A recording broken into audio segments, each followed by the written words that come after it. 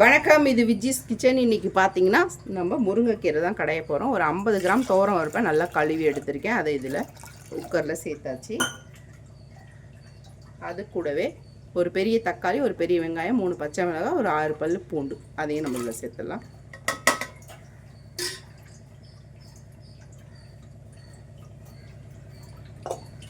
Mix மிளகாத்தூள் ஒரு 1/2 spoon சேர்த்துக்கோங்க.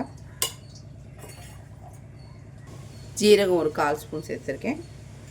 பெருங்காயம் சும்மா ஒரு சிட்டிக்கு அளவுக்கு சேர்த்துக்கலாம். அது கீழவே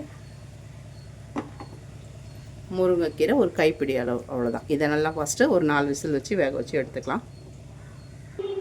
இப்போ இதை நம்ம தண்ணியை வடிச்சிட்டு நல்லா கடைஞ்சிக்கலாம். கொஞ்சமாக எண்ணெய் விட்டு கடுகு, காஞ்ச மிளகாய், உப்பு சேர்த்து தேவையான அளவு தண்ணி சேர்த்து தாளிச்சு சேர்த்துக்கலாம்.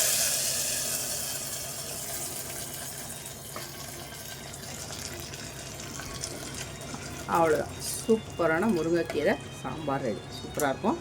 இப்படி பிடிச்சிருந்தால் லைக் பண்ணி, ஷேர் பண்ணி, கமெண்ட் பண்ணுங்கள். மறக்காமல் நம்ம சேனலை சப்ஸ்கிரைப் பண்ணுங்கள். இதில் சத்து குறைவு அதிகமாக இருக்குது. சத்து குறைவு அதிகமாக உள்ளவங்க கண்டிப்பாக இதை சாப்பிட்லாம், நல்லாயிருக்கும். இரும்பு சத்து கம்மியாக இருக்குன்னா வாரத்தில் ஒரு 2 நாள் கீரையே இந்த மாதிரி சாப்பிட்லாம், பொரிச்சு சாப்பிட்லாம். இந்த மாதிரி பருப்பு போட்டு கடைஞ்சும் சாப்பிட்லாம். வீடியோ பிடிச்சிருந்தால் லைக் பண்ணுங்கள். வணக்கம்.